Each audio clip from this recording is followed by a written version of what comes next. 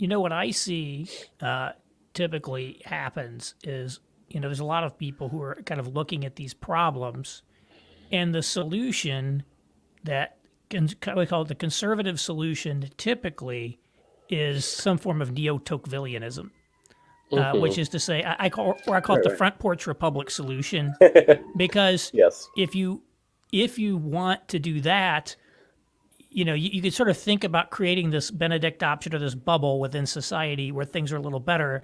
But if you want to go a Hmm. large scale, then the answer, quite frankly, the only answer is regime change. And generally, I think a lot of conservative people recoil. A lot of people recoil from, regime kind of the regime change Hmm. approach, which is, we need to have a fundamental. I think about Deneen. Now, Deneen may be writing somewhat esoterically on this. I'm not Hmm. quite sure. I would love to have a conversation with him about it. Hmm. He writes Why Liberalism Failed, and he just rips liberalism a new one, Hmm. and yet he explicitly states that attempting to replace liberalism with some other form of regime is, completely illegitimate. That would be Hmm. Hitler. It would be this. And then he goes back to the neo-Tocquevillian solution. So I think it's Hmm. like there's like this dissonance that people have is, I say especially conservatives tend to not the idea of a radical rewriting of society is really not Hmm. within the repertoire of things that are psychologically, Hmm. they're typologically with, and so that kind of leads you to a kind of a neo-Tocquevillian approach. Hmm. That's just my kind of the way I look at it. It seems to be a lot of Yeah. people look at this, and I think I look at it, and I like to I want to reject neo-Tocquevillianism as a strategy, and yet Hmm. the only practical things I can come up with are neo-Tocquevillians. It's like, well, what are you actually going to do? This is about the only solutions I can Hmm. come up with in a lot of ways. Yeah. So this is the persistent struggle I've had with these kind of conversations is that I'm very enthusiastic about Christendom and the goodness of Christian society. Um, it's something I want to try and persuade more people on, because those things are not like those are not the things you promote if you want to be clubbable in a lot of Right. publishing circles right now. And so one of the things I want to be doing with my own work is trying to persuade people that a Christian society is a good thing. Um, the thing that's difficult is that if like, a Christian society is, it seems to me, going to be defined by virtue and generosity, um, and a kind of baseline of care on a very foundational level. Um, and the things that one needs to get ahead in the political rat race in order to advance a kind of regime change agenda, um, the practices you're going to engage in Right. and the circles you run in to get there, to put it mildly, are not conducive to humility and Mhm. virtue and care. Um, and so I found myself in this very weird place, like when the French Amari stuff was going on. I have a lot of sympathies with the critiques of the like David Frenchist position, which I don't, whatever. Um, I like and respect David a lot as well, so I feel weird. I don't know how to talk about that well. Mhm.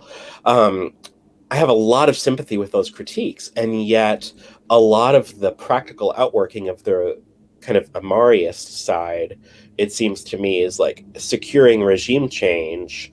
Um, and it's very difficult to discern what are the moral guidelines that are telling you what you can and can't do to pursue regime change. Um, Submit to the Pope. You know. I suppose. Except even there, like if Pope Francis wanted to go whole hog on like papal maximalism, Mhm. the first people in his crosshairs would be a lot of these integralist types, I Right. think. Um,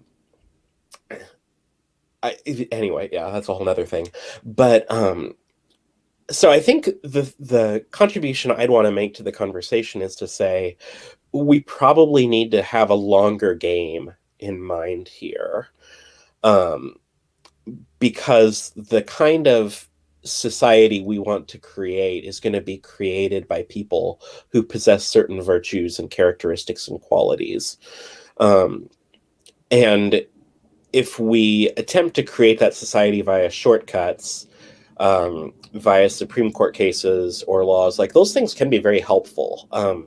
Laws and Supreme Court cases create plausibility structures for people. They lend legitimacy to certain ideas. And so I don't want to completely dismiss that kind of work. But I do think that there's a certain sense in which, like, if obtaining a certain amount of success in those arenas requires compromising certain things, then I think we have to be willing to take the loss, at least in some sense, in order to remain virtuous and faithful to what Christ calls us to as Christians. And so I've never known where to place myself in that debate, because I have sympathies with where both sides are coming from. Well, it's not. Yeah. I don't think it's obvious what to do, but I'm going to bring it back to Nebraska here. But how do you engage in this without turning into Ben Sass? I mean, that's where I think. That's where I think. I hate to say it. Like when I hear people talk about like the common good and stuff, and I just look at like it. It turns. I don't. How do we not become Ben Sass? You can't be Ben Sass. That can't be. So he's a member at a church that my church helped plant, and I'm friends with his pastor, so this is awkward. But I think the thing that is, so like what we have in Nebraska, what we're trying to do is like our family's part of a little school. It's more than a co-op. It's a formal school that's meeting 4 days a week, that is actually more racially diverse than any other Christian school in town, and that is trying to address those issues as they exist within the Lincoln Christian scene and the city of Lincoln more generally. We're part of a church that has what's a very traditional liturgical practice. We have weekly communion. And the thing that's been so encouraging to me, I had a chance to be in an officers in training class at my church a couple years ago, and hearing the stories of how God has worked to redeem people through what looks like a very normie, like we don't live in the suburbs, but our church is located in the suburbs of Lincoln, suburban PCA church. I mean, there are people, like I think of the group, there were like 10 of us, and I think 2 of us had conversion stories that did not involve like being strung out on drugs and alcohol for some length of time in their life. So it's just really cool to see how God's working to restore these individual people in these places.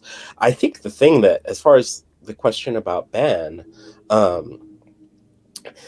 mean, I don't know what he would say to this. I think simply being willing to actually follow the kind of full quote unquote radicalism of Christian ideas about the good life in society as it pertains to our politics would go a really long way. The reason I have a hard time knowing how to place him is that in his actual policy plan, he just seems like classic Reaganism. And I don't see that as being a viable plan for the nation. I certainly don't see it as being a viable plan for Christian political advocacy in the future.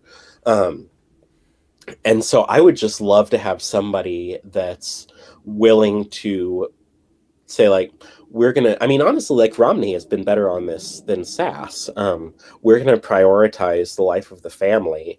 And Romney, the thing I loved, I wish that he had more support on it in the GOP. Romney's even going to violate the bizarre veneration of working some really crappy, alienating, demeaning jobs in order to obtain help with raising, like, funds for your kids. Romney's even willing to violate that to try and create policy that is conducive to American family life.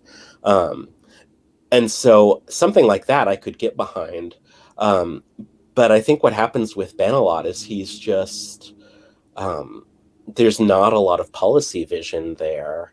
And so what you're left with is, there's some good sound bites, but it doesn't translate into a political vision because there's not a policy vision for how do you translate these Christian ideas. And I mean, honestly, in Sass's case, like he's a Reformed guy. He's been in quite a few different Reformed churches. He's friends with Michael Horton. How do you actually translate these theological commitments that I know you have into a policy vision that isn't just like microwaved Reaganism? Right. And And he that's also the question that still hasn't been answered.